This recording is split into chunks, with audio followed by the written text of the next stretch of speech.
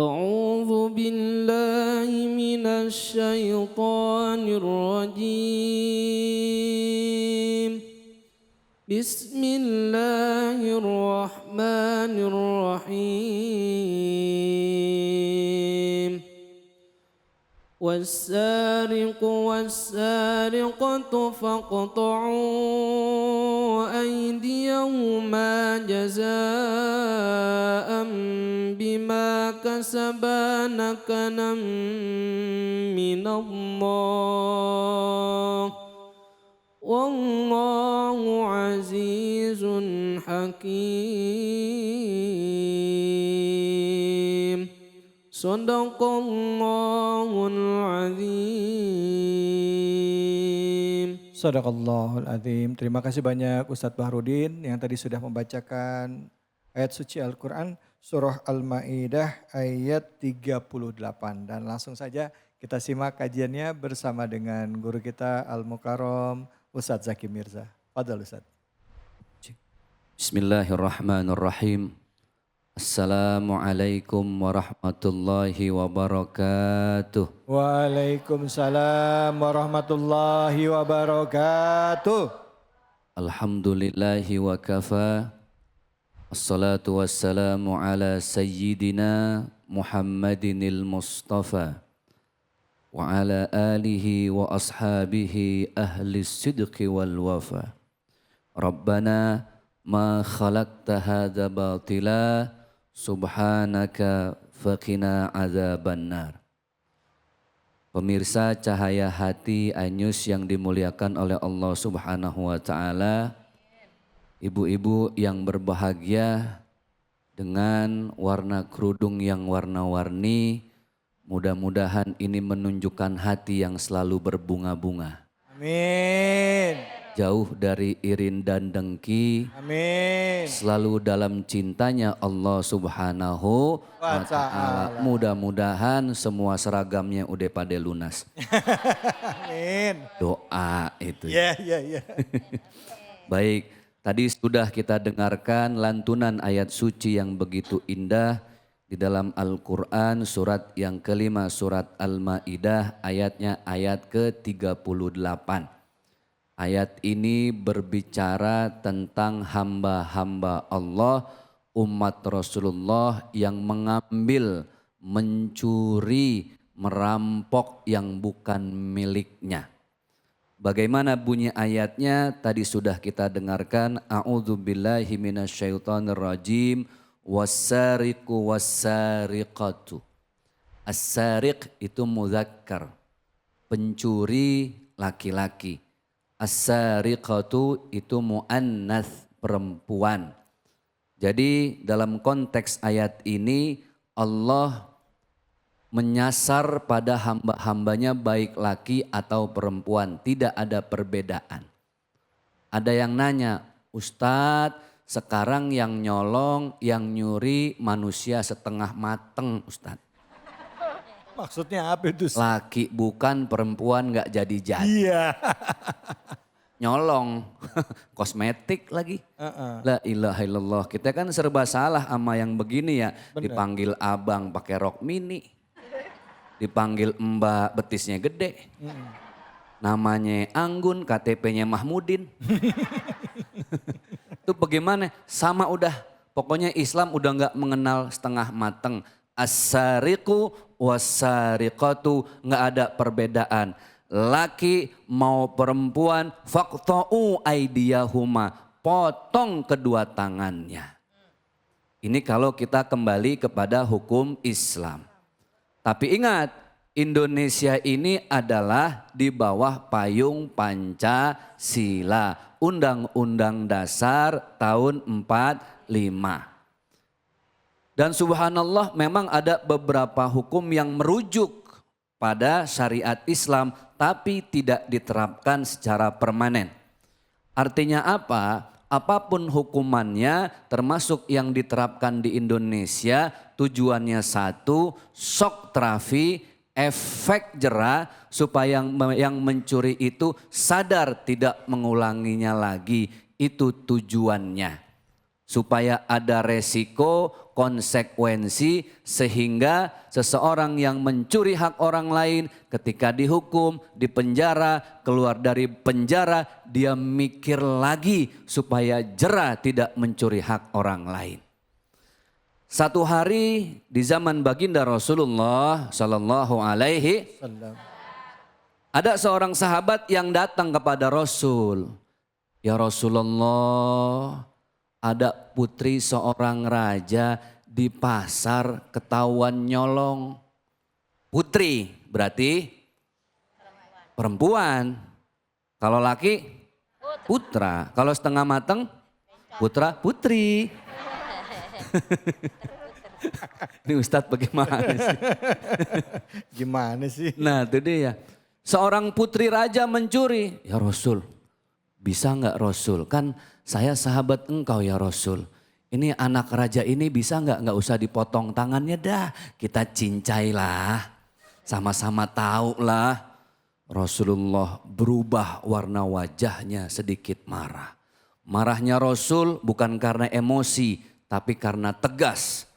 Rasul berdiri, lalu Rasul mengatakan apa? Lau anna Fatimah binti Muhammadin sarakat. Kalau seandainya putriku Fatimah dia mencuri, jangankan orang lain, laqata'a Muhammadun yadaha, jangan orang lain yang motong tangannya. Nih Muhammad ayahnya yang bakal motong putrinya sendiri. Subhanallah. Disitulah sahabat diam gak berani. Ternyata Rasulullah menerapkan hukum kepada siapapun. Ibu kebayang gak kalau hukum ini ada di Indonesia ya?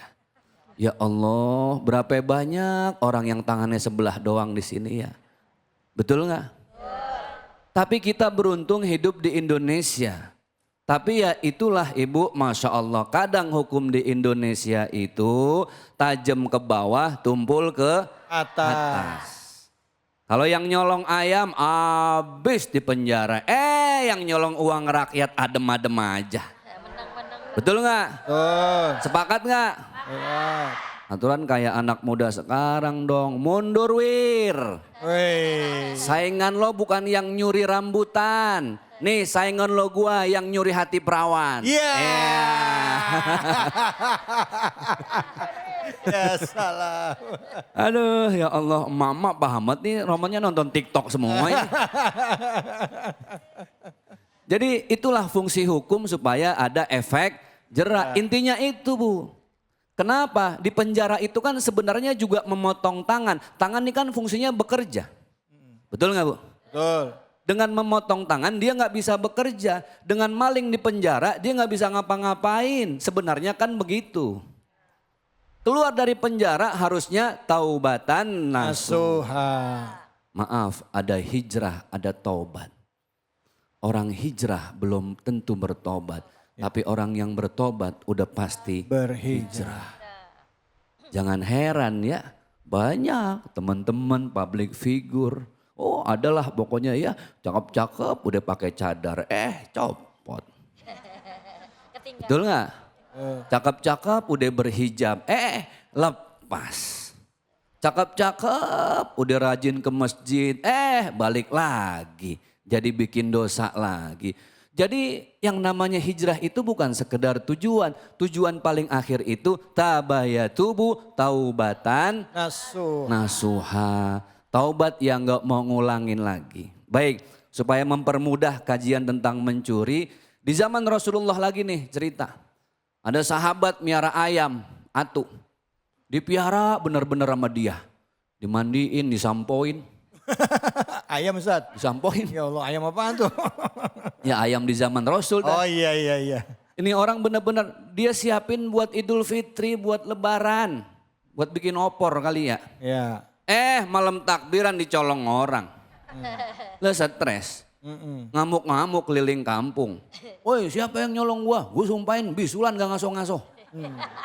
Pokoknya sakit gak sembuh-sembuh. Tiap hari nyumpahin yang nyolong ayam gak ketemu-temu yang nyolong ayam siapa? Berita ini didengar oleh baginda Rasulullah Sallallahu Alaihi dipanggil. Wahai sahabatku kenapa saya dengar teriak-teriak mulu di kampung. Saya nyariin yang nyolong ayam saya Rasul. Siapa yang gak gedek coba. Lah 2 bulan miara. Mau lebaran bentar lagi malam takbiran diembat. Lah kesel saya Rasul. Saya sumpahin. Apa kata Rasul? Kalau kita dizolimin orang. Disakitin. Dijahatin. Kita nyumpain untuk orang. Sama aja kita nyumpain diri sendiri. Doain supaya dia sehat. Panjang umur. Berkah. Kalau kita doain nanti Allah yang kasih hidayah. Mudah-mudahan balik lagi tuh ayam. Amin ya Rasul, pulang dari sini saya gak nyumpain lagi dah. Saya doain, ya Allah tiap habis sholat didoain sama dia tuh maling. Ya Allah maling biar pada sehat ya Allah. Lah maling didoain biar pada sehat. Lah hilang semua supermarket. Ya Allah biar pada sehat tuh yang nyolong ayam saya, ya Allah kasih hidayah ngapa ya Allah. Bener Bu. Lah nyumpain berminggu-minggu tuh maling gak nyampe-nyampe ke rumahnya. Didoain 2 hari ada yang ngetok pintu. Assalamualaikum, waalaikumsalam, buka pintu. Lah abang siapa bang? Dilihat yang lagi nenteng ayam, 3 ekor. Abang siapa? Saya yang nyolong ayam abang bang, lagi malam takbiran. Oh nah ini nih yang gue tunggu-tunggu nih. Gue sumpahin lo gak nyampe-nyampe. Bener kata Rasul, gue doain lo nyampe. Itu ayam-ayam siapa yang bertiga? Ayam abang bertelur bang. Lah dicolong pulang udah bertelur, alhamdulillah. Ya. Betul gak Bu? Betul. Hilang 1 dapatnya 3. Masya Allah. Tuh lihat, ini ilmu buat kita yang selama ini banyak dizolimin orang. Banyak dijahatin orang, dicolong hak kita, dirampas yang punya kita. Satu alasannya kenapa orang ngerampas, dia gak bersyukur. Maka Rasulullah menyampaikan al-hasad yuzilul qalba. Orang kalau udah iri, orang kalau udah dengki, Masya Allah Bu, apapun gak pernah merasa cukup orang itu. Makanya dalam ayat ini Allah menyampaikan jazaa'an bima kasaba nakalam minallah. Satu azab, satu hukuman bagi orang ketika dipotong tangannya itu sebuah nasihat. Nasihat itu bentuknya macam-macam, betul gak Bu? Orang gak semuanya langsung sadar ketika dicubit. Ibu inget gak, saya bersaudara ada 6, gak semua diempos langsung ngaji. Tahu diempos? Diapain diempos? Dicubit sampai pada biru. Iya. Ada yang diliatin langsung ngaji, ada yang kudu dipelototin dulu, kudu ngaji dan lain sebagainya. Orang itu beda-beda Ibu. Betul. Makanya subhanallah buat para pencuri jadi nasihat nih buat kita. Udah bersyukur dengan apa yang kita punya. Banyakin kalimat alhamdulillah. Terima kasih ya Allah, terima kasih. Tuh jadi hikmah yang tadi dicuri ayamnya malam takbiran. Ibu kalau banyak sudah yang hilang dirampas hak kita oleh sahabat. Bahkan oleh besti-besti kita. Nusuk dari belakang. Ya Allah. Depan gue doang Ustadz baik, belakang gue mah cuy. Ada kayak gitu ada? Gak ada. Ada, mana orangnya? Orang kampung saya. Oh, saya. Di sini mah baik-baik. Ya, beda Tapi ya Ustadz ya? Beda. Beda apanya? Yang di kampung saya cek KTP-nya pindahan dari sini. Masya Allah. Ya, oke siap. Mudah-mudahan yang saya sampaikan bermanfaat. Amin. Wallahu a'lam bishawab. Terima kasih. Billahi taufik wal hidayah. Wassalamualaikum warahmatullahi wabarakatuh. Waalaikumsalam warahmatullahi wabarakatuh. Bu, gimana udah jelas? Alhamdulillah. Apaan? Au. Enak aja au. Bu, ada yang mau nanya? Silakan. Siapa yang mau? Angkat tangan yang mau nanya mana? Saya mau lihat. Mana? Banyak banget ini. Ya udah yang depan aja dah. Nama Bu siapa, pertanyaannya apa? Terima kasih Ustaz. Bismillahirrahmanirrahim. Assalamualaikum warahmatullahi wabarakatuh. Waalaikumsalam warahmatullahi wabarakatuh. Perkenalkan nama saya Indah Mindawati dari Majelis Taklim Masjid Al-Ikhlas Perumahan Geria Permata Indah Pahlawan Setia. Izin bertanya ya Pak Ustadz. Siap. Bagaimana dan apa akibatnya jika kita mengambil hak orang lain?